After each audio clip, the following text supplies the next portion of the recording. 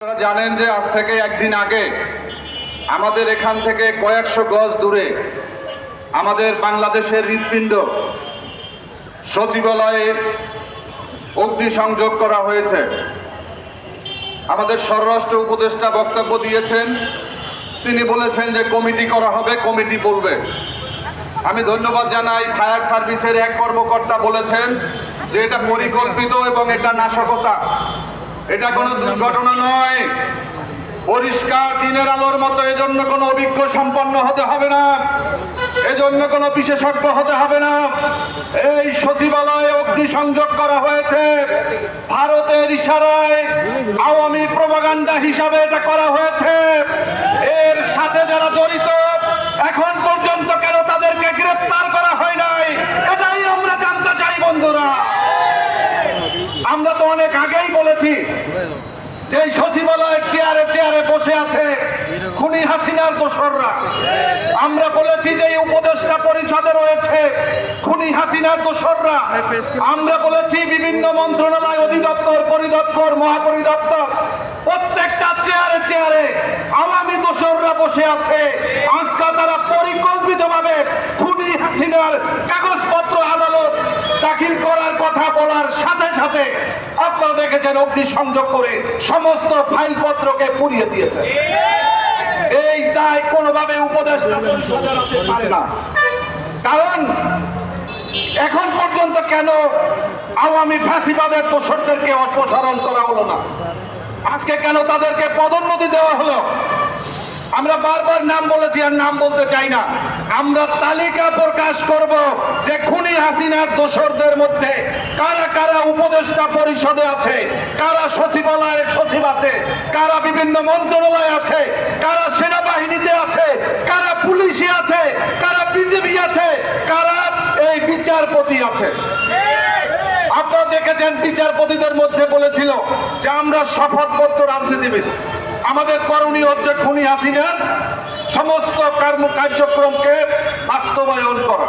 এটা আমি বলে দিলাম। কারণ তারা যদি শপথপত্র রাজনীতিক হয়, একজন বিচারপতি, সেই 23 জন বিচারপতির একজনকে এখন পর্যন্ত আমরা দেখেছি তাদেরকে অপসারণ নয়, ছুটিতে পাঠানো হয়েছে। আরে ভাই, ছুটিতে পাঠিয়ে হচ্ছেন, আবার তারা কবে আসবে? তাদেরকে সরাসরি অপসারণ করতে হবে। সংগ্রামী বন্ধুরা আমার, ভারতের দাদাগিরির বিরুদ্ধে আমাদের লড়াই। আমাদের জাতীয় ঐক্য হতে হবে। যারা ভারতীয় আগ্রাসনের বিরুদ্ধে, তাদেরকে নিয়ে জাতীয় ঐক্য হতে হবে। কোন ক্ষমতার ঐক্যের জন্য আমরা রাজপথে ঘুরি না। আমরা চাই ভারতের রক্তচক্ষুর বিরুদ্ধে যারা চোখে চোখ রেখে কথা বলতে পারবে, যারা আমার বাংলাদেশের স্বার্থকে হাসিল করতে পারবে, জাতীয় স্বার্থকে রক্ষা করতে পারবে, তারাই ওই চেয়ারে বসবে। তারা হলে কাউকে আমরা চেয়ারে থাকতে দেব না ইনশাআল্লাহ। বিগত 5 তারিখে অনেকে বলে হাসিনার পতন হয়েছে।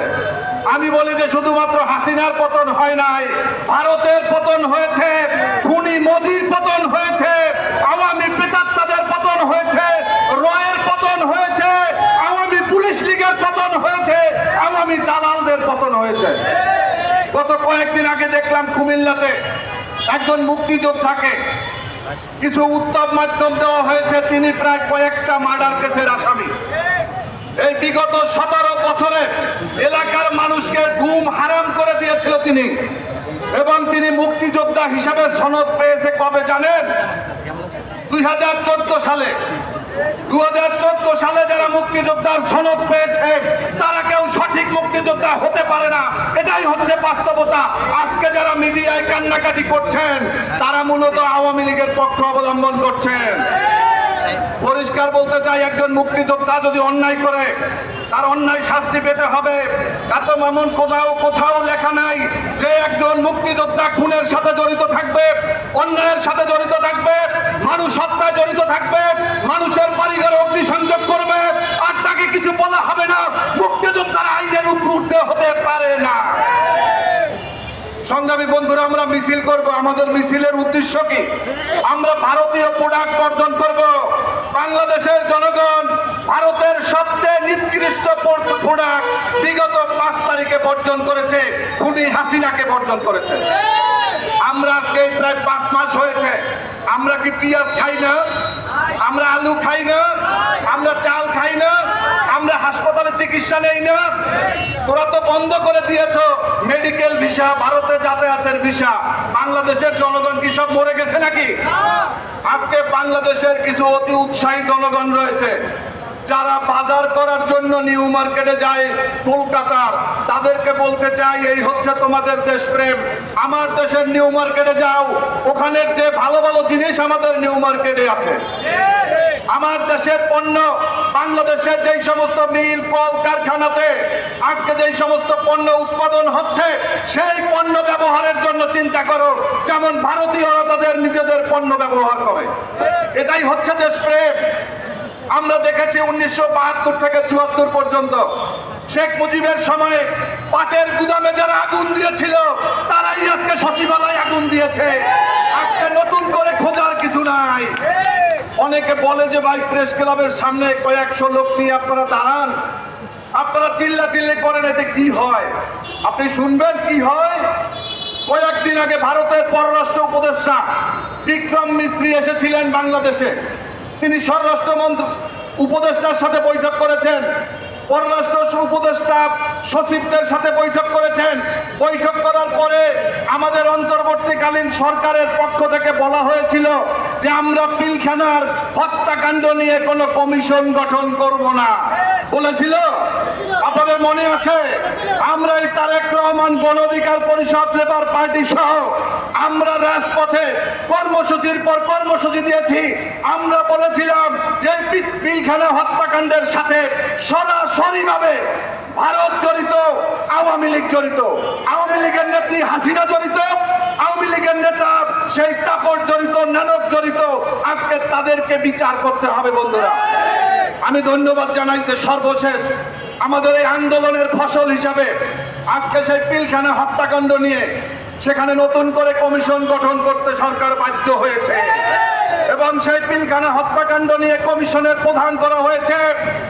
1996 সালে এই খুনি হাসিনা যখন ক্ষমতায় ছিল তখন পদুয়া বড়ই বাড়িতে রাতের আধারে যেই সমস্ত বিএসএফের গুন্ডারা, সন্ত্রাসীরা বাংলাদেশের সীমান্তে ঢুকে বাংলাদেশের সার্বভৌমত্বকে দখল করার জন্য চেষ্টা করেছিল, পায়তারা করেছিল, সেদিন আমার এই বিডিআরের জওয়ানরা এই ফজলুর রহমানের নেতৃত্বে তারা সেদিন প্রতিরোধ করে তুলেছিল। কয়েকশো বিএসএফকে গুলি করে পানির সাথে ঘাসের সাথে মিশিয়ে দিয়েছিল। বন্ধুরা, আজকে সেই মেজর জেনারেল ফজলুর রহমান সাহেবকে আজকে এই কমিশনের প্রধান করা হয়েছে। আমরা বিশ্বাস করি মিস্টার ফজলুর রহমান, আপনি কোনো রক্তচক্ষুকে ভয় পাবেন না, আপনি কোনো ভারতের দাদাবাবুদের মুখের দিকে তাকিয়ে কথা বলবেন না, আপনি বাংলাদেশে কোনো ভারতের দালালদের মুখের দিকে তাকাবেন না। আপনি যেভাবে এই কমিশনের চেয়ারম্যান হওয়ার আগে প্রত্যেকটা বক্তব্যে, টকশোতে, আলোচনা সভায় বলেছেন এই হত্যার সাথে ভারত জড়িত, এই হত্যার সাথে আওয়ামী লীগ জড়িত, এই হত্যার সাথে হাসিনা জড়িত। আজকে আপনার তদন্তেও আমরা সঠিক বিষয়টি আমরা উপস্থাপিত হবে এই প্রত্যাশা করে আমি আমার বক্তব্য এখানে শেষ করব। বাংলাদেশ জিন্দাবাদ।